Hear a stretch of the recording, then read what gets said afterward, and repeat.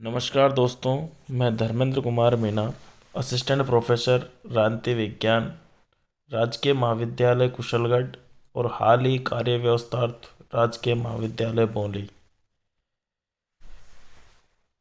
पिछले वीडियो में अपन ने जयप्रकाश नारायण के विचारों का अध्ययन किया था। आज अपना अध्ययन का विषय है राम मनोहर लोहिया। समाजवादी विचारक है राम मनोहर लोहिया। पहले इनकी जीवनी के बारे में थोड़ा जान लें।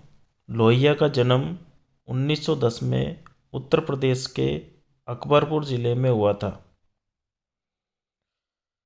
राम मनोहर लोहिया की अधिकांश शिक्षा दीक्षा जर्मनी में हुई थी। 1934 में अच्युत पटवर्धन जयप्रकाश नारायण के साथ मिलकर कांग्रेस समाजवादी पार्टी की स्थापना की थी।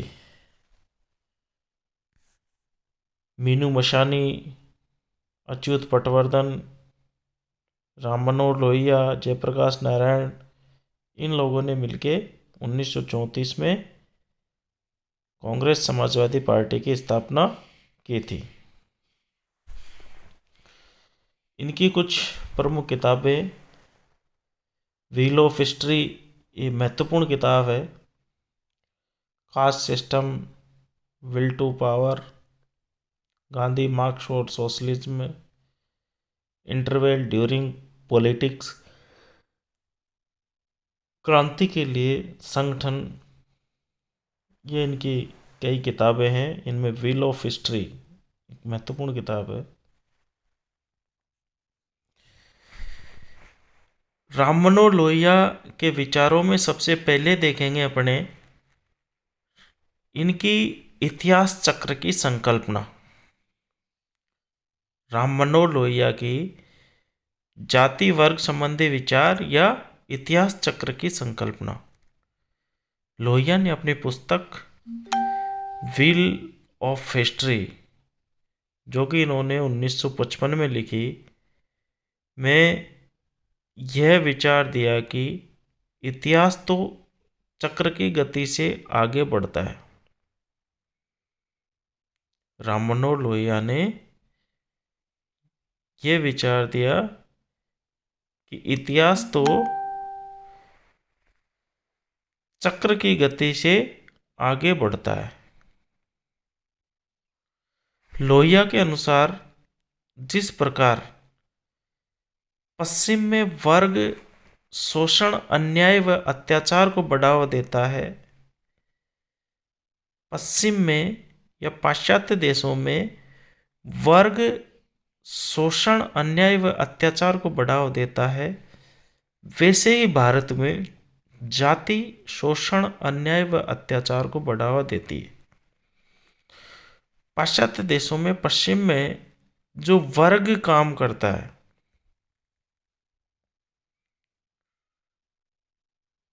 जैसे शोषक व शोषित वर्ग, या यूं कहे पूंजीपति व श्रमिक वर्ग, ठीक उसी प्रकार भारत में जाति शोषण, अन्याय व अत्याचार को बढ़ावा देती है। जाति व वर्ग एक दूसरे से जुड़े हुए हैं। जाति व वर्ग एक दूसरे से जुड़े हुए हैं।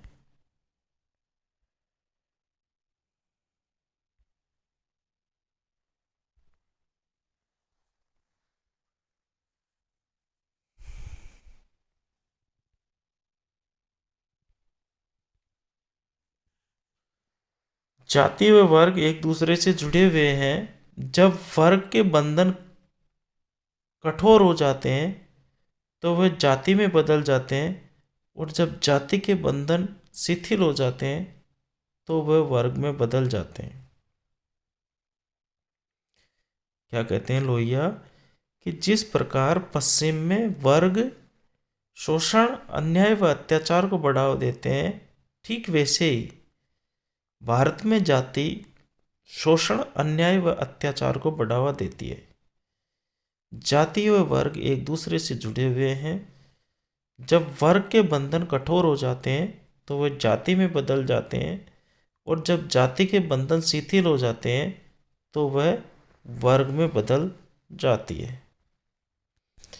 जिस प्रकार मार्क्स पश्चिम में वर्ग भेद को समाप्त करने की बात करता है, ठीक उसी प्रकार भारत में जाति का बंधन समाप्त होना चाहिए, तभी भारत विकास कर सकता है।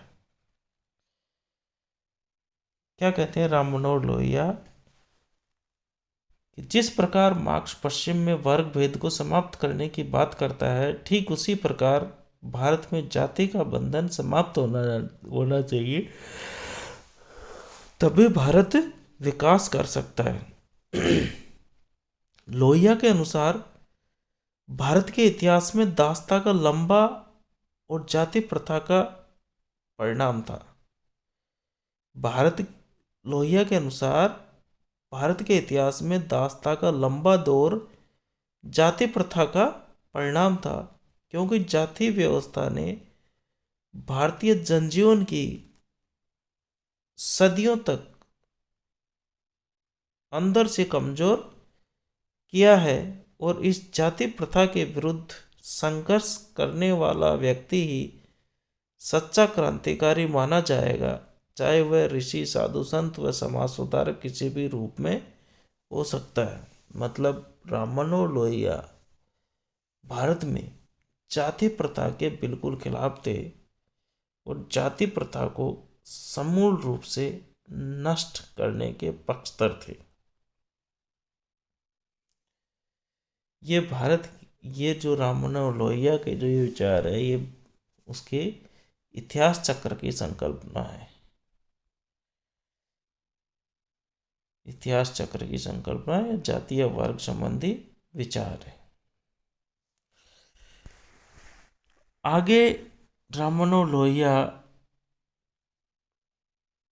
के विचारों में निरंतर है उसका चौखंबा सिद्धांत। राम मनोहर लोहिया अपनी पुस्तक आस्पेक्ट्स ऑफ सोशलिस्ट पॉलिसी में चौखंबा सिद्धांत देते हैं।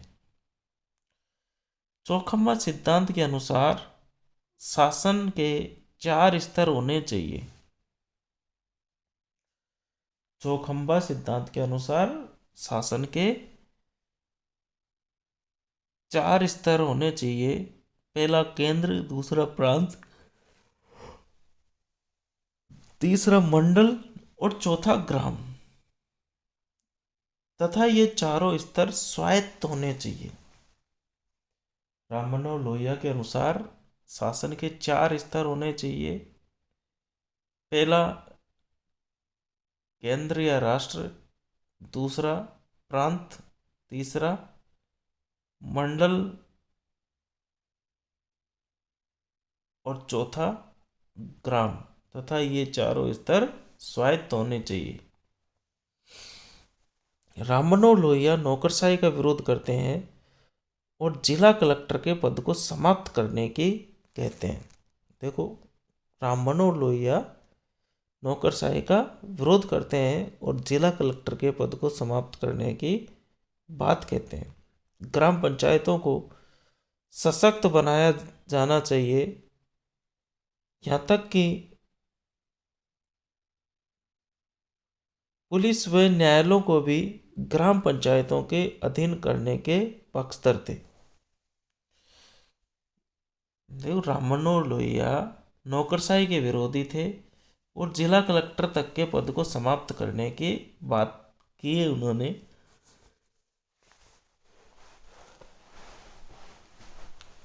लोहिया के अनुसार ग्राम पंचायतों को सशक्त बनाया जाना चाहिए, यहाँ तक कि पुलिस व न्यायालयों को भी ग्राम पंचायतों के अधीन किया जाना चाहिए। इस प्रकार के विचार राम मनोहर लोहिया के थे। राम मनोहर लोहिया के 2 प्रमुख सिद्धांत, चौखंबा सिद्धांत। चौखंबा सिद्धांत का मतलब है शासन के 4 स्तर है। पहला केंद्र या प्रांत, दूसरा पहला हो गया केंद्र या राष्ट्र, दूसरा प्रांत, तीसरा मंडल और चौथा ग्राम। ये गांव के 4 स्तर है। ये राम मनोहर लोहिया का चौखंबा सिद्धांत है।